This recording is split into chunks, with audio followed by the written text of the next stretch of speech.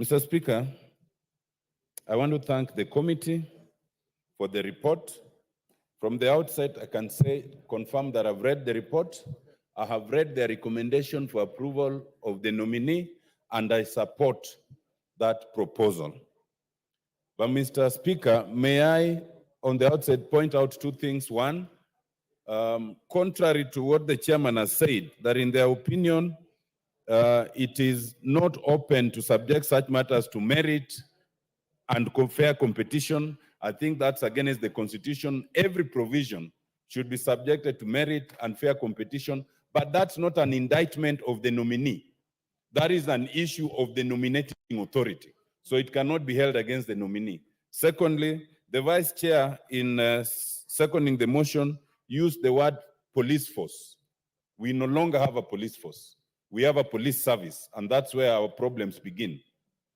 The nominee, as they are coming in, subject to this House's approval, must understand that they'll be running a police service and not a police force. Mr. Chairman, I want to support this because this nominee will be the 16th Inspector General, actually the 6th Inspector General since 2012, but if you start from 1964, they would be the 16th because there were 10 before that. Mr. Chairman, I have looked keenly at the CV of the nominee. And this nominee is being nominated as the Inspector General at a very difficult time when the police service is under microscope. It's under microscope for various reasons. First of all, Mr. Speaker, for impunity. It is a time that the acting Inspector General is demonstrating absolute impunity against the court. It is at a time the Inspector General, the acting Inspector General, is demonstrating impunity by withdrawing bodyguards of a judge because of orders that they perceive to be adverse. That is absolute impunity.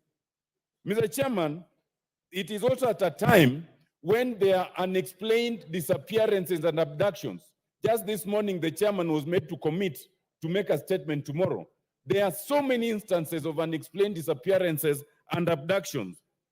Mr. Chairman, it is also coming at a time when there have been questions of the police handling of lawful... Order, Atiende Amollo. I'm now the speaker, not chairman. Proceed. Thank you, Mr. Speaker. Mr. Speaker, you know you are my chairman in other areas, so...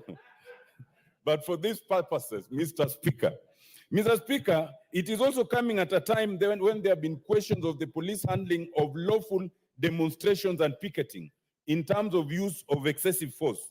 But Mr. Speaker, I have examined the report of the committee and looked at the CV of the nominee, and I would say I'm impressed. I'm impressed first, Mr. Speaker, because from all the reports, this nominee is without blemish in his 39 years of service. That is not easy for a policeman. That is not easy for a person who has even been a deputy inspector general and a commandant of the GSU. That is rare. Mr. Speaker, I'm also impressed because this is a person who you'd say has risen from humble beginnings in the service, from the lowest possible level as a constable to come up to this high level. It is not easy. We are used to getting CVs of people who have come at a very high level.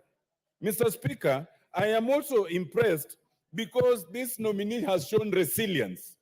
If you look at the CV, this nominee is not a genius, but you're not required to be a genius to be the Inspector General.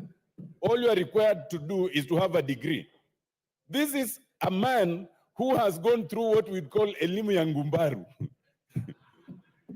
He's a man who has educated himself from the lowest level. I see that he only got a diploma in 2009, got his degree in 2014. You know, this is a self-made man. He's resilient, and that is actually a good sign. And Mr. Speaker, I have also carefully looked at the report. There has not been any demonstration of impunity. And for me, that is critical. We need an Inspector General that understands that you must operate within the law. You know, Mr. Speaker, some things must be said. As the Inspector General of the police, you must have the humility that Nelson Mandela had when he was president. When Nelson Mandela was confronted with a court order that was adverse to government and he was urged to defy it. He said that I do not agree with the court, but in the interest of this country, I will comply with those court orders. That is what an inspector general must do, because as the foremost enforcer of the law, you must be seen to respect the law. If you don't, then those to whom you enforce the law will not respect the law. And I fault the acting inspector general right now for showing impunity. When the courts require you to appear, all you need is appear. You don't need to defy and then issue a press conference explaining the functional and operational independence of the police service. There is no independence from the authority of the court. There is no independence from the authority of parliament. Your independence is within what is defined. When you are summoned by parliament, you must come. When you are summoned by the court, you must come.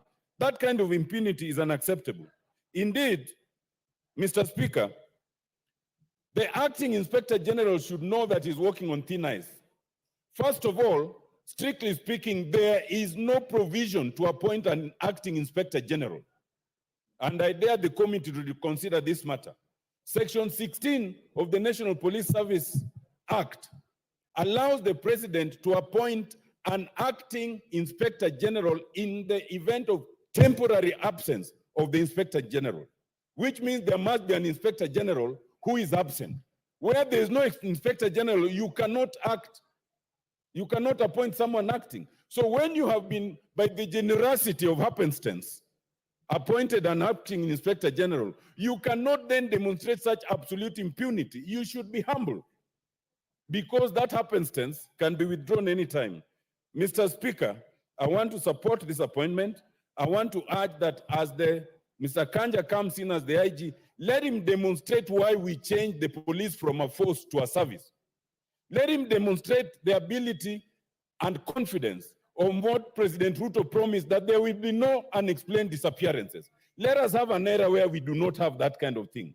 Let us have an era where everybody respects the law, everybody is below the law, and everyone then is held accountable. Mr. Speaker, I support.